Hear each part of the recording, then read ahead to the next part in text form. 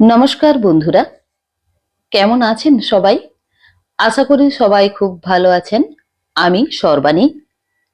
আমার বই পড়ুন বইকে ভালোবাসুন চ্যানেলে সকল শ্রোতা বন্ধুদের স্বাগত জানাই। আজ আমি আপনাদের পড়ে শোনাবো লেখক প্রেমেন্দ্র মিত্রের লেখা একটি ভৌতিক ছোট গল্প, রাতের কল। শুনতে থাকুন। রাতের কল।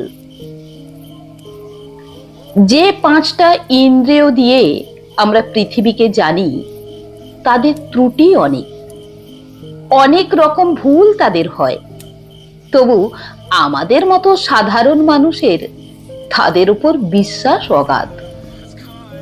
অগাধ বিশ্বাস আমাদের সাধারণ বুদ্ধির ওপর।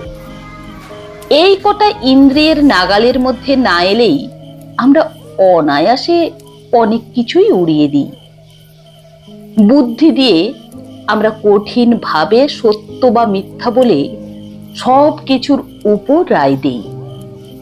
কিন্তু এমন অনেক জিনিস আছে যা সত্য মিথ্যার মাঝামাঝি জগতের, যেখানে বুদ্ধি থই পায় না, ইন্দ্রিয় হার মেনে যায়। সেই রকম একটা কাহিনী আজ বলতে বসেছি। গোড়ায় নিজের একটু পরিচয় দেওয়া ভালো। পশ্চিমের কোনো একটি মাঝারি গোছের সমৃদ্ধ শহরে আমি ডাক্তারি করি। শহরের নামে কোনো প্রয়োজন এ গল্পে নেই, সুতরাং নামটা নাই করলাম। সেদিন রাত্রে শহরের প্রায় বাইরে বহু দূরের একটা কল সেরে একাই ফিরছিলাম। একে দারুণ শীত এবছর, তার উপর রাত অনেক হওয়ায় ঠান্ডা অনেক বেশি পড়েছিল। পুরো গোটা কতেক গরমের জামা থাকা সত্ত্বেও সব ভেদ করে মনে হচ্ছিল ঠান্ডা হাওয়া আমার পাঁচরার ভেতর গিয়ে ঢুকছে। আসছিলাম আমার পুরনো মোটরে। এ মোটর আমি আজ 10 বছর ধরে একাই চালিয়ে ফিরছি। কিন্তু এখন মনে হচ্ছিল সঙ্গে একজন সেপাই থাকলেই বুঝি ভালো হতো। এই দারুণ শীতে স্টিয়ারিং এর হুইল ধরে সমস্ত হাওয়ার ঝাপটা সহ্য করার চেয়ে কষ্ট আর কিছুই নেই। আমাদের শহরটি অত্যন্ত ছড়ানো। বড় বড় কয়েকটি রাস্তাকে আশ্রয় করে চারিধারে অনেক দূর পর্যন্ত সে বিস্তৃত হয়ে আছে, কিন্তু জমাট বাঁধেনি। অনেক সময় এক প্রান্ত থেকে আরেক প্রান্তের মধ্যে শুধু একটি নির্জন রাস্তা ছাড়া আর কোনো যোগ নেই। যে রাস্তা দিয়ে আসছিলাম সেটিও অত্যন্ত নির্জন। দুধারে মাঝে মাঝে হরতকি বা মহুয়া গাছ, আর রাস্তার দুধারে শুধু শূন্য অসমতল মাঠ। তার ভেতর বাড়ি ঘর নেই বললেই হয়। কে বাড়ি করবে এই নির্জন জায়গায়? অন্ধকারে অবশ্য কিছু দেখা যাচ্ছিল না। আমার মোটরের মিটমিটে আলোয় সামনের পথের খানিকটা দেখা যাচ্ছিল মাত্র। থেমে যেতে মনে হচ্ছিল। অন্ধকারের সমুদ্রই যেন আমার মোটরের আলোয় কেটে চলেছে কোনো রকমে। শীতের দরুন কষ্ট পেলেও বেশ নিশ্চিন্ত মনেই চলেছিলাম। আমার কাঠটি পুরনো হলেও মজবুত, বেয়াড়াপনা সে করে না। আধ ঘন্টার মধ্যেই বাড়ি পৌঁছে গরম লেপের মধ্যে আরাম করে যে শুতে পাবো এ বিষয়ে কোনো সন্দেহ ছিল না। অন্ধকার রাস্তার নিস্তব্ধতার ওপর শব্দের ঢেউ তুলে আমার মোটর চলছে দ্রুত গতিতে। নিজেকে যথাসম্ভব আবৃত রেখে ভেতরে বসে সমস্ত চিন্তা পরিত্যাগ করে আমি শুধু আমার গরম বিছানাটার আরামের কথাই ভাবছি। ডাক্তারদের মতো পরাধীন আর কেউ নেই, তবু মনে হচ্ছিল একবার বাড়িতে পৌঁছতে পারলে প্রাণের দায়ে শুধু পয়সার জন্যে আর আমায় কেউ বের করতে পারবে না। এখন কোনো রকমে 20-25 মিনিট কাটলেই হয়। কিন্তু হঠাৎ অপ্রত্যাশিত এক ঘটনায় সুখ স্বপ্ন আমার ভেঙে গেল। আমার একান্ত সুস্থ সবল মোটর থেকে যেন এক অদ্ভুত রকমের ধাতব আর্তনাদ করতে শুরু করেছে। মোটরের এরকম আচরণের কোনো কারণ খুঁজে পেলাম না। আজ দুপুরেই আমার মোটরের ভালো রকম সেবা শুশ্রূষা হয়ে গেছে, কোনো রকম রোগের আভাস তার ভেতর তখন ছিল না। হঠাৎ তার এরকম আকস্মিক বিকারের কারণ তবে কি? এই দারুণ শীতের রাত্রে অন্ধকার নির্জন এই পথের মাঝে মোটরের এই বেয়াড়াপনা সত্যি ভীত হয়ে উঠলাম। এখনো প্রায় 7-8 মাইল পথ বাকি। রাস্তার মাঝে মোটর সত্যি অচল হয়ে গেলে করব কি? এই রাত্রের ডাকেও সঙ্গে লোক না নেওয়ায় আমার নির্বুদ্ধিতার জন্যে এবার নিজের উপরে রাগ হচ্ছিল। সঙ্গে একজন লোক থাকলে তবু বিপদের অনেক সাহায্য পাওয়া যেত। দেখতে দেখতে মোটরের আর্তনাদ আরো বেড়ে উঠল। সঙ্গে সঙ্গে মোটরের বেগও মন্থর হয়ে আসছে বুঝতে পারলাম। মোটর চালানোর সমস্ত বিদ্যা প্রয়োগ করেও সুরাহা কিছুই করতে পারলাম না। কাতরাতে কাতরাতে খানিক দূর গিয়ে আমার মোটর হঠাৎ রাস্তার পাশে এক জায়গায় একেবারে থেমে গেল। হার তার নড়বার নাম নেই। চেষ্টায় আমি তখনও ত্রুটি করলাম না, কিন্তু আমার পীড়নে অস্ফুটভাবে একটু কাতরোক্তি করে ওঠা ছাড়া আর কোনো সাড়াই দিলে না। ভয়ে দুর্ভাবনায় সত্যি তখন আমার সমস্ত দেহ আড়ষ্ট হয়ে এসেছে। মোটর ফেলে এই দারুণ শীতের মাঝে 7-8 মাইল জনহীন পথ হেঁটে যাওয়ার কথা তো কল্পনা করাই যায় না। এই মাঠের মাঝে মোটরে সারা রাত কাটানো অসম্ভব। এখন উপায়? ডাক্তার বাবু, হঠাৎ বুকের ভেতরে হৃৎপিণ্ডটা যেন লাফিয়ে উঠল। এই জনশূন্য পথে এমন সময় কে ডাকলে? আবার শুনতে পেলাম, ডাক্তার বাবু। এদিকে ওদিকে অন্ধকারে তীক্ষ্ণ দৃষ্টির নিক্ষেপ করে এবার দেখতেও পেলাম পথের ধারে ঝাঁকড়া একটা গাছের পাশে আবছা একটি দীর্ঘ শীর্ণ মূর্তি দেখা যাচ্ছে। হঠাৎ এমন জায়গায় কেমন করে তার উদয় হলো বুঝতে না পারলেও সাড়া দিয়ে বললাম, কে তুমি? মনে তখন আমার একটু আশা রেখাও দেখা দিয়েছে। তার আবির্ভাব যেমনই বিস্ময়কর হোক না কেন, লোকটার কাছে সাহায্য পাওয়ার সম্ভাবনা তো আছে। লোকটা সেই জায়গা থেকেই বললে, আমায় আপনি চিনবেন না? চেনবার জন্য আমি তখন ব্যস্ত নই। আমার সাহায্য করবার জন্য একজন লোক তখন দরকার মাত্র। সে কথাই আমি তাকে বলতে যাচ্ছি, এমন সময় লোকটা আবার বললে, আপনাকে একটু আসতে হবে ডাক্তার বাবু, ভারী অসুখ একজনের। এমন সময়ে এ অনুরোধে বিরক্ত যেমন হলাম, আশ্চর্য হলাম তেমনি। ঠিক এই সময় রাস্তার ঠিক এই জায়গায় রোগীকে আমার জন্য তৈরি হয়ে বসেছিল। লোকটা আমার মনের কথাই যেন আঁচ করে বললে, এ ভগবানের দয়া ডাক্তার বাবু, এমন সময় আপনাকে এখানে পাবো স্বপ্নেও ভাবিনি, অথচ না পেলে কি বিপদে যে হতো। বেশি কথাবার্তা তখন আর ভালো লাগছিল না। একটু বিরক্ত হয়ে বললাম, কোথায় রোগী তোমার? লোকটা এবার নিঃশব্দে অন্ধকারের ভেতর একদিকে হাত বাড়িয়ে নির্দেশ করলে। সেদিকে চেয়ে দেখলাম সত্যি দূরে একটা বাড়ির আলো যেন দেখা যাচ্ছে। এরকম নির্জন প্রান্তরের মাঝে এরকম বাড়ি খুবই কম থাকে। হঠাৎ এরকম জায়গায় এমন সময় যাওয়ায় একটু বিপজ্জনক। তবে শত্রু তো আমার কেউ নেই, এবং সঙ্গে টাকা কড়িও নিতান্ত সামান্য, এই যা ভরসা। একটু ভেবে নিয়ে জিজ্ঞাসা করলাম, কি অসুখ? উত্তর এলো, জানি না ডাক্তার বাবু, কিন্তু অত্যন্ত সংকীর্ণ অবস্থা। তাড়াতাড়ি না গেলে বোধহয় বাঁচানো যাবে না। দোহাই আপনার, চলুন ডাক্তার বাবু।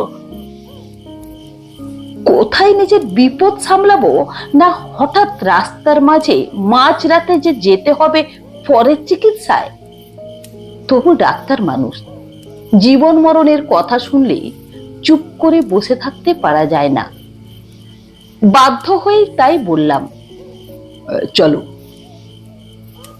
মাঠের ওপর দিয়ে সরু একটি পথ, অন্ধকারে ভালো দেখাই যায় না।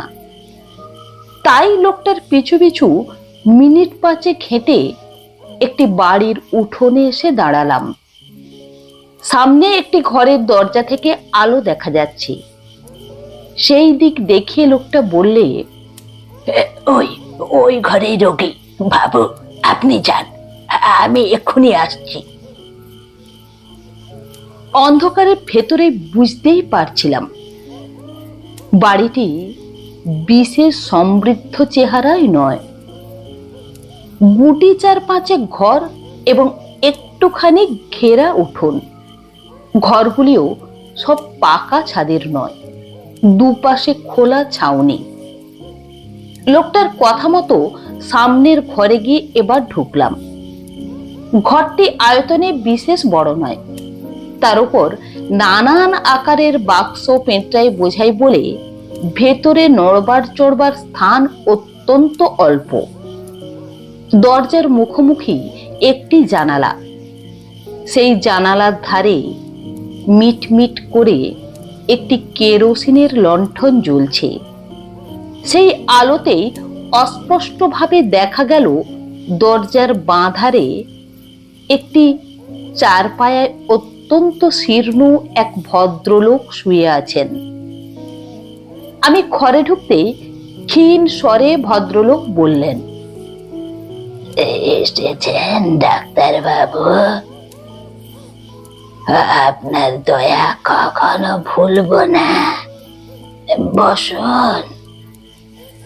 ঘরের ভিতর এদিক ওদিক চেয়ে বসবার জায়গা একটি মাত্র দেখতে পেলাম। জানালার কাছে 4 পায়া থেকে অনেক দূরে একটি বেতের মোড়া, সেইটাই টেনে 4 পায়ার কাছে বসবার উদ্যোগ করতে ভদ্রলোক আবার ক্ষীণস্বরে বললেন, বসুন বসুন, এখানেই বসুন। আগে আমার রোগের কথা বলে শুনুন। একটু হেসে সেইখানেই বসলাম। রোগীদের নানা অদ্ভুত বাতিকের সঙ্গে আমার পরিচয় আছে। বুঝলাম খানিকক্ষণ ধরে রোগী নিজের সম্বন্ধে নানান মতামত এখন আমায় শুনতে হবে, না শুনলে নিস্তার নেই। ক্ষীণ স্বরে প্রথমেই তিনি আরম্ভ করলেন, আমার রোগ সারাতে আপনি পারবেন না ডাক্তার বাবু? বাঁচাতে পারবেন না ডাক্তার বাবু? একটু হেসে বললাম, সেই চেষ্টাই করাই তো আমার কাজ, বাঁচবেন নাই বা কেন? একটু অদ্ভুত হাসির আওয়াজ এলো খাট থেকে। বাঁচতেও পারি তাহলে ডাক্তার বাবু? কেমন? বললাম, পারেন বই কি। কি এমন আর হয়েছে আপনার? না, তেমন আর কি হয়েছে। ভদ্রলোক আবার যেন হাসলেন, তারপর বললেন, ডাক্তারদের অনেক ক্ষমতা, কেমন না? কিন্তু ধরুন তাতেও যদি না বাঁচে, যদি আজ রাতেই মারা যায়, রোগীর এই অর্ধন্মত্ত প্রলাপের যে কি বলবো কিছুই ভেবে পেলাম না। মনে মনে তখন এই বিলম্বের জন্য অস্থির হয়ে উঠেছিলাম। রোগী আবার বললেন, যদি আপনি থাকতে থাকতে মারা যাই ডাক্তার বাবু, কি হবে তাহলে? কে আপনার ফি দেবে? আচ্ছা, পাগল রোগীর পাল্লায় পড়া গেছে। বললাম, যদি নেহাতি তাই হয় তাহলে ফি না হয় নাই পেলাম, আমরা শুধু ফির জন্যই সব সময় আসি না। তা বটে, তা বটে। পৃথিবীতে ভালো লোকও আছে, পৃথিবীতে মনুষ্যত্ব তাহলে এখনো আছে না ডাক্তার বাবু? যদি হঠাৎ মরে যায় তাহলে ওই বাক্সটি খুলে ফেলবেন, বুঝলেন ডাক্তার বাবু? ওই বেতের ছোট বাক্সটি। ভদ্রলোকের স্বর আরো মৃদু হয়ে এলো। ওই বাক্স থেকে আপনার প্রাপ্য টাকা নেবেন, আরো একটা জিনিস নেবেন ডাক্তার বাবু। বলুন, নেবেন তো? একটু বিরক্ত হয়েই বললাম, কি? কিছু না ডাক্তার বাবু, একটা কাগজ, কিন্তু ভয়ানক দরকারি কাগজ। যে কাগজ ওখানে আছে শুধু আমি জানি, আর আপনি এখন জানলেন, আর কেউ জানে না। জানলে আর ওখানে ওটা থাকতো না। ভদ্রলোক একটু চুপ করে থেকে একটু হেসে আবার বললেন, এ বাড়িতে কাউকে দেখতে না পেয়ে ভাববেন না যে আমার কেউ নেই। আমার অনেক আত্মীয় আছে, ওত পেতে আছে আমার মরার অপেক্ষায়। শুধু তাদের বিশ্বাস আজ আমি হয়তো মরবো না, তাদের বিশ্বাস মরবার আগে আর আমি কিছু করব না, তারাই পাবে সব। আমি এবার বলতে যাচ্ছিলাম, আপনার অসুখ সম্বন্ধে। অসুখ তো দেখবেন, তার আগে একটা কথা বলেনি। ওই কাগজটা আমার উইল ডাক্তার বাবু, আমার ছেলের নামের উইল। যে ছেলেকে আমি ত্যায্য পুত্র করেছিলাম একদিন, কোথায় আছে তাও জানি না, কিন্তু জানেনি তো রক্ত জলের চেয়েও ঘন। আর বেশিক্ষণ অপেক্ষা করা যায় না। মোড়া থেকে উঠে পড়ে আমি বললাম, এইবার আমি দেখতে পারি? খাট থেকে আওয়াজ এলো, দেখুন। আমি খাটের কাছে এগিয়ে গিয়ে রোগীর নাড়ি দেখবার জন্য হাতটা তুলে ধরলাম, এবং পর মুহূর্তেই সেই দারুণ শীতের ভেতরেও আমার সমস্ত দেহ ঘেমে উঠল। সেই হাত বরফের মতো ঠান্ডা। রোগী মৃত। শুধু মৃত হলে এতখানি আতঙ্কের কারণ আমার বোধহয় থাকতো না, কিন্তু ব্যাপার যে আলাদা। ডাক্তারি শাস্ত্রে যদি কিছু সত্য থাকে তাহলে এই রোগী এইমাত্র কখনোই মারা যায়নি। তার মৃত্যু হয়েছে অনেক আগে, কয়েক ঘন্টা আগে। সমস্ত দেহ তার কঠিন। উন্মাদের মতো আরো খানিকক্ষণ পরীক্ষা করলাম, না, ভুল আমার হতেই পারে না। কিন্তু তাহলে এ ব্যাপারের অর্থ কি? তখন কিন্তু স্থিরভাবে কোনো চিন্তা করবার আর ক্ষমতা আমার নেই। আতঙ্কে আমার বুকের স্পন্দন পর্যন্ত যেন থেমে আসছে। হঠাৎ জানালার কাছে বাতিটা দপ দপ করে নেচে উঠল। সেটা একবার নেড়ে দেখলাম, তাতে তেল এক ফোঁটাও নেই। প্রান্তরের মাঝে নিস্তব্ধ নির্জন বাড়িতে এই ভয়ঙ্কর অবস্থায় আমি একা। বাতির আলোটুকুই যেন আমার সাহস ছিল, তাও নিভতে চলেছে দেখে আমি দ্রুত পদে ঘর থেকে বেরিয়ে পড়লাম। বুঝতে পারলাম পেছনের আলোটা আর কয়েকবার নেচে নিভে গেল। তখন আমি উঠোন ছাড়িয়ে এসেছি প্রায়। কিভাবে সেই প্রান্তরের ভেতর দিয়ে ছুটতে ছুটতে এসে মোটরে উঠেছিলাম তা আমার মনে নেই। মোটর চালিয়ে শহরের মাঝ বরাবর আসবার পর আমার যেন স্বাভাবিক জ্ঞান ফিরে এলো। সবচেয়ে আশ্চর্য ব্যাপার মনে হলো মোটরের এই চলা। খানিক আগে অদ্ভুতভাবে যে মোটর বন্ধ হয়ে গিয়েছিল, হঠাৎ এবার বিনা চেষ্টায় আপনা হতে সে মোটর এমন শুধরে গেল কি করে? তারপর দিনের আলোতে লোক সঙ্গে করে নিয়ে সেই প্রান্তরের মাঝেকার বাড়ির নিঃসঙ্গ রোগীর শেষ ইচ্ছা পূর্ণ করবার ব্যবস্থা করেছিলাম। তার ছেলেই আজকাল সমস্ত বিষয়ের মালিক। সেদিনকার রহস্যের স্বাভাবিক মীমাংসা কিন্তু আমি এখনো করতে পারিনি। বন্ধুরা, আমার এই গল্প পাঠ যদি আপনাদের ভালো লেগে থাকে তাহলে আমার গল্পটিতে একটি লাইক দিয়ে আমার চ্যানেলটি সাবস্ক্রাইব করে আমার সঙ্গে থাকার অনুরোধ রইল। নমস্কার।